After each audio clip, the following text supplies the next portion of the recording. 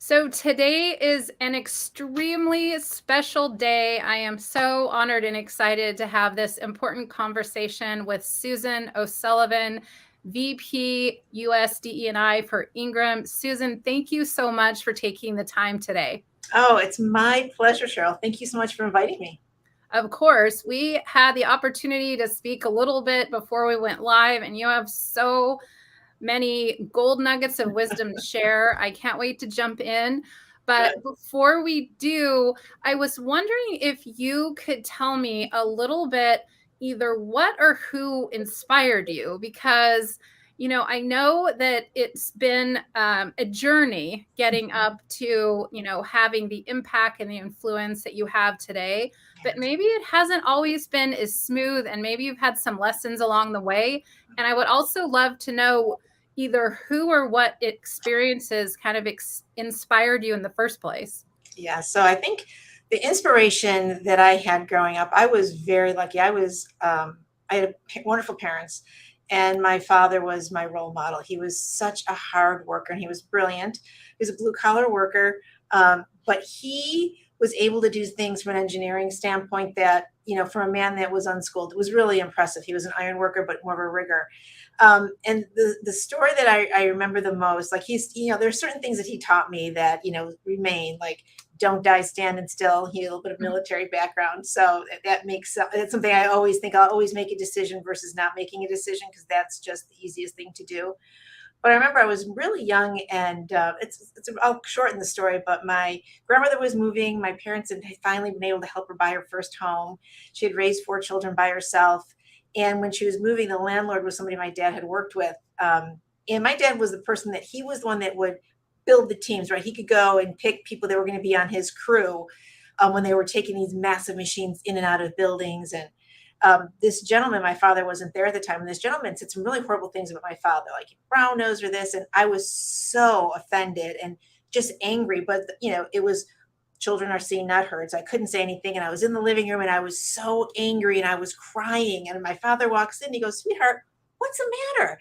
I said, "Daddy, you don't believe this man just said all these horrible things about you. And what are you going to do?" And he said, "What am I going to do? I'm not going to do anything. Because right now, that man showed me his true colors. So, sweetheart, he's never going to work on any of my teams. So probably he'll never get a job in this company again." So I was just like, oh, and he was just like this, very, didn't talk a lot, always said great things. So what I learned from that is never speak ill about people to make yourself look better, right? And that's what that gentleman was doing. He was just trying to make himself look like a big deal. So never speak of ill of people to make yourself look better. Always be the person that someone wants on your team, because, like I said, my father would get these, like, the best jobs in the company, like the most difficult and really the most challenging, and he could personally pick whoever was on that team. And I always thought, oh, I want to be the person that's going to be picked. So make sure you're collaborative, make sure you're a hard worker, make sure you're a little bit different, right? You're differentiating yourself. And then the key, then, the really, when I started as I got a little older, I'm like, wait a minute, I want to be the leader that gets to pick the people on the teams, right? Because that's where the fun got in. I remember, like, my dad would get the plans, and he would go through all his people and who would be the best person for this team, because he didn't always pick the same people over and over again. He picked people that were very different from him, and he was always looking to make sure that they could get the job done, because it was safety first, because people died. I mean, that's the crazy thing, people could die. And it was just that lesson of make sure you're picking the right teams. And so that was something that very young made me think very clearly about what I wanted to be as a leader and why I wanted to be a leader. And I think the other thing that really resonates with me as I was going through and building my career, it was, I always had my head down, and I was working very hard. But every once in a while, something would happen. And I remember being told, and I was, again, probably a new mom, and I was trying to figure it all out. And I had a new job and a new child and just the whole craziness. And somebody said, "You're good, but you're not anything special." And I was just so taken aback. Like, what do you mean I'm not special? And I got really angry. And then I thought about it, and I said, well, you know what? As a manager, I'm doing a great job, but I'm not doing anything different. I'm not really differentiating myself. And so I started thinking about it. And that's where I really started looking at the job a little bit differently, like everybody else was doing it. And so I started a book club in my work, in my little team, my branch. We would go, even though we were an inside sales organization, I would make sure we went out and we visited customers that were local to us, that we could get that flavor, so that we could understand what they truly wanted. And from learning with that customer, you can then extrapolate it to other customers. So I think the other piece of this was always make sure you're differentiating yourself a little bit from everybody, because if you're all going for the same job, what's going to make you stand out a little bit more? Mm-hmm. You're reminding me. Well, first of all, your dad was ahead of his time in terms of DE&I. He's like, I don't care where they're from, what they do, what they look like. Let's just look at who's going to get the job done. I'm like, why isn't he leading why didn't he lead a Fortune 500 company? I mean, there's just so much, Seriously. wisdom there. And also it reminds me of you and your dad remind me of I'm in the middle of rereading the Four Agreements. And that was Oh, the first yes, agreement being yes. mindful of your words. And so that is, what an amazing role model I to was so have. lucky. I was so lucky, Cheryl. And again, my mother was a wonderful woman, but my dad was just, he and I just had a special bond. I was the youngest. He had two daughters, and he was such a man's man. But he would take me down to it was a family owned business, and he would let me ride, play on all the big machines. Like they had the cranes and this and that. And I was just the one that was tumbling all over it. And it was just something that I think also sometimes makes me, I was sometimes the only woman in a room. Well, I was always the only little girl at that spot, in that, in that shop or in that yard. So, he was very protective of me, but he also made me not feel like I shouldn't be there, which I think has also been very helpful in my career. Yeah. So I wanted to pause and just shine some light on that, because one thing we also talked about before we went live, or, there's some things that women are up against that perhaps men are not. And they could be cultural indoctrinations. In other words, what we experience as a young person. Thankfully, what you experience as a young person is you can come play on the machines. There's going to be all guys in the shop that you're my daughter. You believe, you deserve to be here. So consciously or subconsciously, you're kind of used to being kind of an only in the room. But Yeah. sometimes what we experience as younger people, or what we see how our mothers are treated, or the experiences they had, our grandmothers. And so sometimes it makes for a hurdle for women in leadership, or emerging leaders, to get past, even if they conceptually know what to do. So what mindset helped you to keep climbing, and then what mindset would you share with women as they're listening, either female leaders or emerging leaders, if they're thinking, well, I did not have a parent that I didn't really witness that. um what mindset did you have, and what might you share with other people listening that might help them from today moving forward? And I truly believe that there is a lot to be said. If you don't see it, it's hard to believe it, right? And so, especially women of color, anybody, any underrepresented, person, if you don't see yourself, it's really hard to make that leap to say, I don't ever see a woman CEO, or I don't ever see a Black woman CEO. Like, those are hurdles, right? We've got to really, because if you can't see it, it's very hard to conceptualize it. So, I think women, we've all been taught, well, I had my father who was very, yeah, sweetheart, come on down. My mother was, not, why are you going to college? Why can't you just go to secretarial school? There's nothing wrong with that.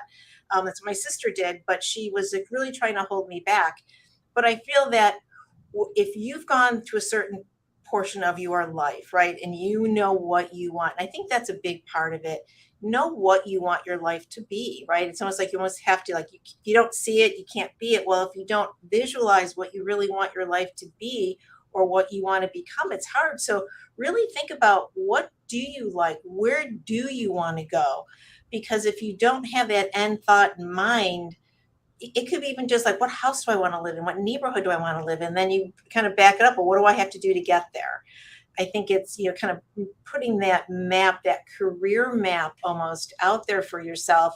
And then say, there's no reason why you can't be that. Now, again, maybe there's, if you're, to be a doctor, you have to go to medical school. If you want to be an attorney, you've got to go to law school. But in the business world, what do you want to achieve? What do you want to do? And then you've got to start figuring out your career path from there. And again, if you're, there's a lot, we talked earlier, there's some cultural things. There's people that are going to hold you back, whether you're just brought up in a household where women aren't, do take the back seat, or you're not allowed to speak. There's a lot of different cultures out there. And it's really making sure that you're surrounding yourself with people that are going to help you push you forward. And I really think there's so much to be said about the people you surround yourself with, the voices that you hear. So, now it's amazing. You have podcasts and all these things that you can listen to. What are you listening to that are going to help you really think through what you want to do with your life? Books, there's so many books, there's articles, there's so many things out there right now that can help you really push out of where you might be stuck. And there's a lot of reasons why we can be stuck, but to really to get yourself unstuck, you've got to find people that are going to help you push you through that tribe, almost, that I like to call myself. Like, I have an amazing tribe of women and men, frankly, that surround me, that have always been there to either push me forward when, and I didn't think I could do it, or pick me up when I failed, right? And that pick you up is just as important as that push, because if you don't fail, you're going to fail. If you're really pushing yourself, you're going to fail. So get used to it and find the people that are going to help you ease it. It's never easy to fail. I've done it, more times than I care to think, but it's making sure that you have that person or that tribe that's going to say, okay, pick yourself up. Yep, we'll go have a glass of wine. You can cry, but tomorrow you're going to go get back on that horse and you're going to go do it again. Mm-hmm. That is so important. I think it was Jim Rohn said you are the 5 people that you spend the most time with. And and we could always use more. So even thinking about what you just said, thinking of who is someone that I know that I can spend more time with. Like, can I get on the phone to that person? I mean, me putting on my coaching hat for a second, I'm like, let's take that gold nugget and put it into action, and maybe you're like, I don't know anyone. Yeah. And then it's like, okay, well, who in your organization can you call? Can you start a group, kind of like you did? And I would like to extrapolate that on a little bit, because as we surround ourselves with supportive people that push us outside our comfort zone, or ready to pick us up when we fall, it's also important to start limiting our time with I call them the crabs in the bucket. Have you ever put crabs in the bucket? One tries to crawl out, excuse me. The other one pulls it down. I have a quote in my garage. They're all over. I've brainwashed my kids for years, but one of them says something like, do not lower your ambitions because it makes someone else uncomfortable. And so I think it's also important to take stock of, obviously, family members, friends. You're not going to kick them to the curb. No. However, you may distance yourself a little bit and choose to turn up the dial on the people that you were talking about, and maybe turn down the volume a little bit on the folks that sometimes we also talked about. Sometimes are trying to protect you, but the reality is they're trying to protect themselves. And so being aware of both types of people, I think, can be super important. And what you were talking about, being really proactive about spending more time finding these people, creating a group if you don't have one, I could not agree with you more. Oh, it's so important, because again, to your point, Cheryl, many of the people that are going to be your distractors, they're doing it, to your point, out of love. Like, I don't want to see you get hurt. I don't want to see you having to work so hard. I don't want to see you on planes and putting, danger. And it's like, it was all came from my mother's good heart. Don't get me wrong, but it was limiting. And the more that I talked with people that were moving forward, it really, it's just empowering. And then again, you're going to have your bad days. It's find the people that are going to let you vent, but then say, what are you going to do tomorrow? Okay, let's keep moving. Like, you've got to have that, that group of friends that just says, you're wonderful. You can go do it. Go do it. Yes, you had a bad day today. You'll be fine tomorrow. Mm-hmm. Yeah, 100%. And so let's move that forward into the title of the session, really building innovative and profitable teams. What's not part of the title is during these disruptive times or during the different economy. I mean, there was, during COVID, there were actually many companies where COVID actually fueled their business. I mean, there were plenty that it didn't, but sometimes, or at least there's some examples where it actually inflated numbers, inflated sales, and now the same benchmarks are being held. Beat the numbers, beat the numbers. And then it's very difficult to perform under pressure, perform under stress, perform when the economy's turning and maybe a partner loses their job. There's all these extraneous things happening inside and outside of the business. And so, can you share some wisdom around making sure and keeping teams to make sure that they're innovative and profitable, even during when times are a little bit disruptive as they are now? Oh, absolutely. First of all, I think how you select your team is incredibly important. And I really mean that because when I think of how especially leadership teams, you have you, right? So you know what you're good at, you know what you're bad at. And so I know if anyone, knows me, this is my mantra. Find people that are going to complement your weaknesses. Find people that are going to push you out of your comfort zone, because we all know that there are people out there that could potentially be better than we are. And if you're doing a good job finding these people, you're doing all the right things, but they can be really scary. Find people that are going to challenge your ideas, and understand, frankly, that you're the ultimate decision maker, but you want to make sure that you're creating an environment where everyone feels like they belong, but that they can truly bring their thoughts and ideas and their true self to the table and talk through the biggest transformations that are going on right now, or the smallest transformations, because it all makes for a better business. The more that we can have those really open dialogues about how we can do things differently, how we can look at situations differently, the better off we're going to be. I would say if you find people that really scare you, you are doing the right thing and that you should hire them. I also, once you get that team, I think the most important thing is you need to make sure that you're continuing to train them. And again, training doesn't have to be a formal, you hire people in or your training group. It can be just making sure that you're giving them article. We are living in the world where you can get, literally a master's degree just by watching TED Talks and doing all the, reading and podcasts. There's so much amazing information. Send them to your teams, right? Ask them to what their thoughts are about it. And maybe not even just your team.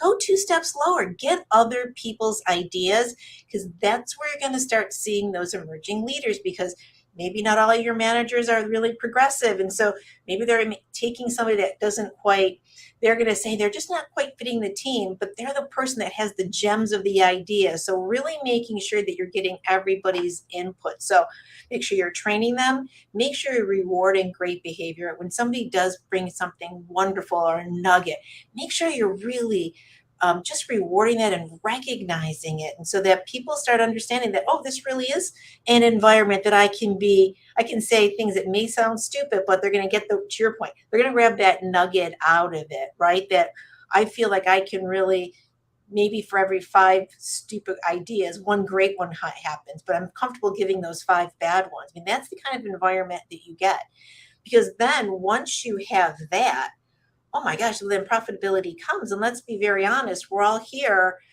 for profitable business, right? That's the reason why business is in business. We're not a non-for-profit. So if you hire the right people and you go out there and you find different, like, so if you're going to the same colleges, and yes, it's wonderful to bring people that are athletes, because they've got that drive. And I know that's what you studied, but it can't be the same lacrosse team over and over and over again, right? It's like, go find different sports people, then go find different ideas, because the more that you look differently. But I would also say, if you have 2 athletes, go find a data cruncher, go find an account, right? You need people that can really balance that team in different perspectives, in different ages, and different, thoughts and cultures, because that's truly going to make that team incredibly strong. Because diversity isn't just about our gender or our race or our ethnicity or how we identify. It really is also about, it's all those things, but it's our experiences, it's even just how we represent and what we think. So I really, I'm on a bit of a soapbox on that one, but it really is that if you bring those teams together in the right way, it can just be an absolute gold mine for the company. Yeah, and so if you don't mind elaborating on that for a minute, because I think sometimes when it comes to having D&I initiatives, there are some box checkers, and by that meaning, okay, we have this percentage, we're good.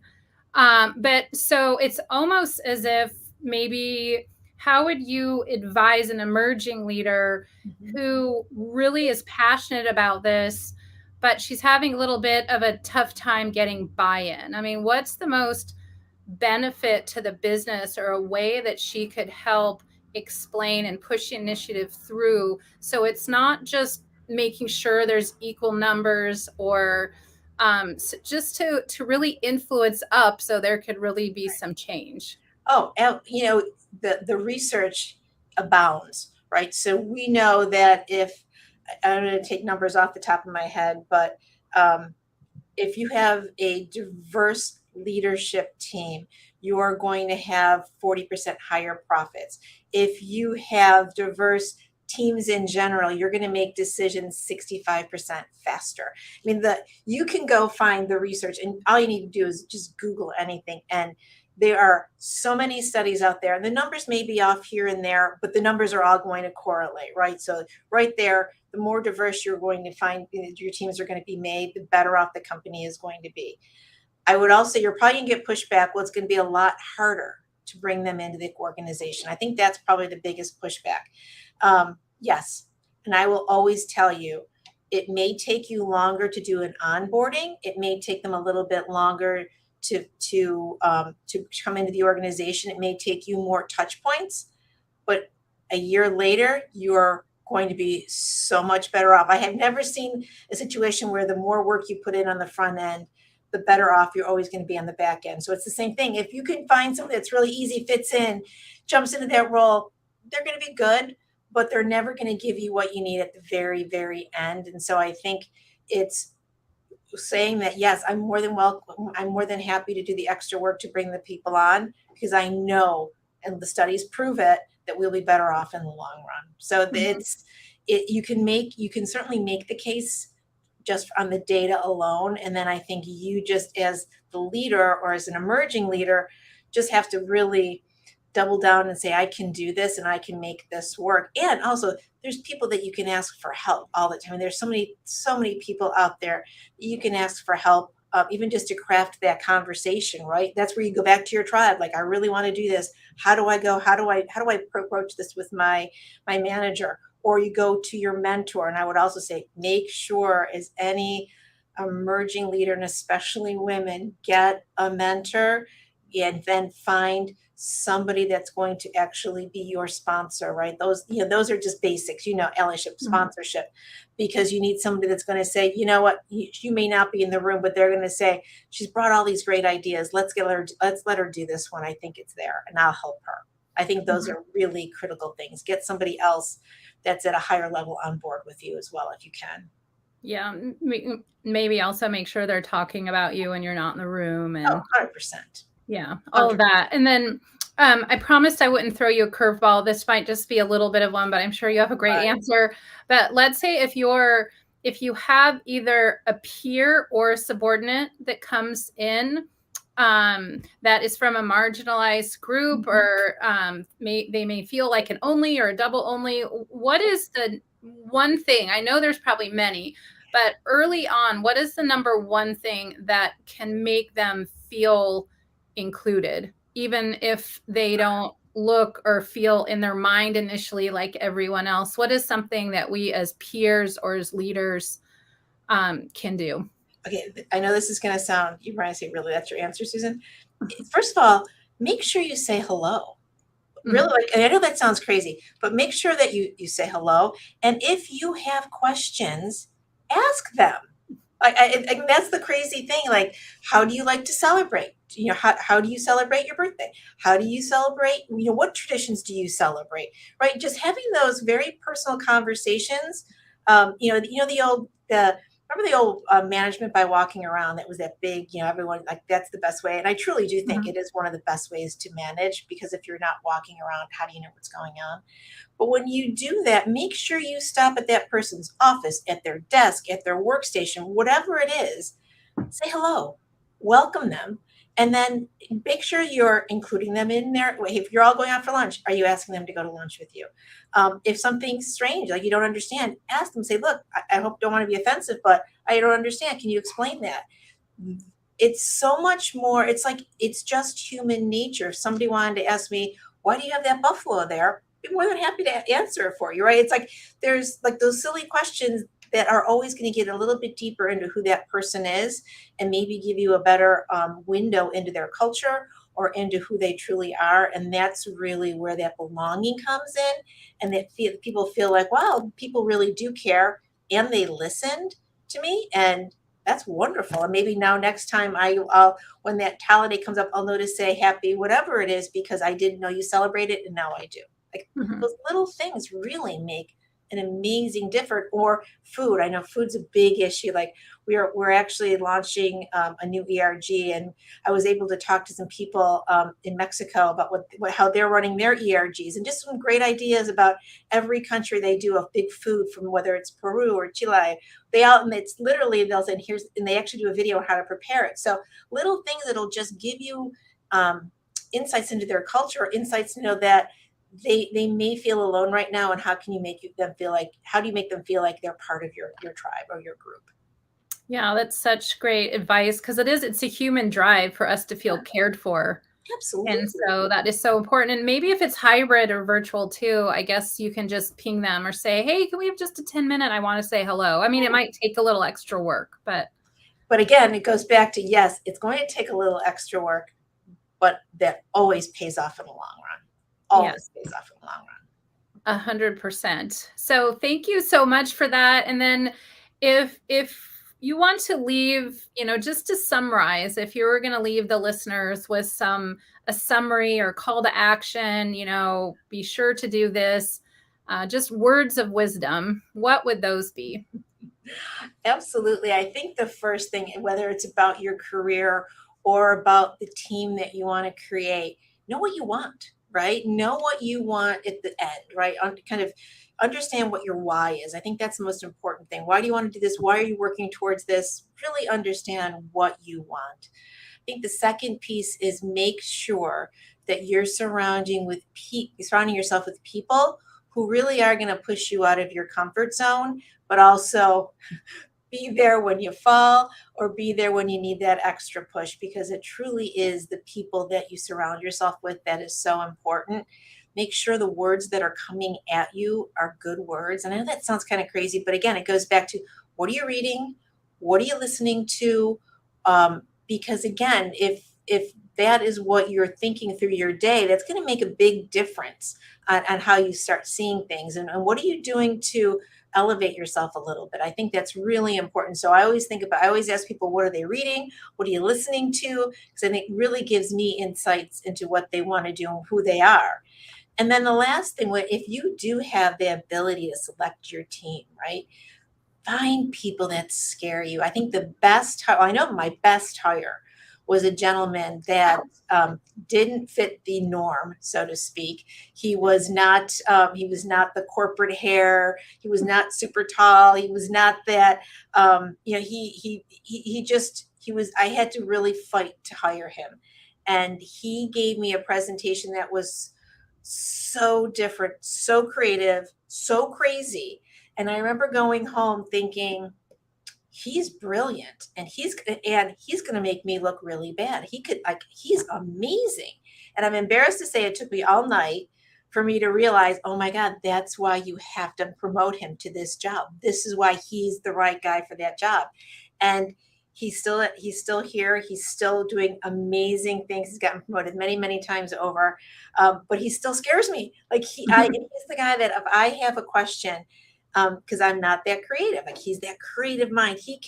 We can have this spitball conversation, and within 20 minutes, I know exactly where I want to go, because he's just that. But he's given me 17 crazy ideas, and the 18th is going to be like, that's exactly what I want. So that's where, if you have that ability, find that person that's just going to really scare you in a good way, and you will always have an amazing team. And frankly, you'll always continue to bring that profitable growth to your company. That is so, and that takes a lot of courage. I'll just put that out there. So, but it sounds like it's really been a big contributor, at least partially, to your success. And it sounds like a great life lesson. Like, you think of your circle of friends. I just had someone call me that says, "Oh, we're going to Machu Picchu, and we're going to have a guided tour up this mountain, and we're going to have a Sherpa." And I'm like, Oh, I don't have all my friends are not like that, but when you were saying that, it reminded me of her. And I have a great appreciation for someone that says, "Do you want to go jump out of a plane?" Or something like that. So yes, I think, in your teams and in your team in life, that seems like it's really super important. So, in summary, know your why, surround yourself by amazing people, spend maybe more time with the ones that are amazing, and maybe scale back a little bit on the ones that may either intentionally or unintentionally hold you back. And then be mindful of what's hitting your ears, either what you're watching or listening to, and turn up the dial on the good stuff that's going to lend itself to you being a fearless leader. um, and also select a team that scares you. So thank you so much for sharing this wisdom. A lot of it is very unique. It just is becoming more and more clear, all about why you've done and been able to do some of the amazing things that you've done. And I look forward to continuing to follow your journey. absolutely. I look forward to it as well. Thank you so much. This has been an absolute pleasure, and have a wonderful evening. Okay, thanks.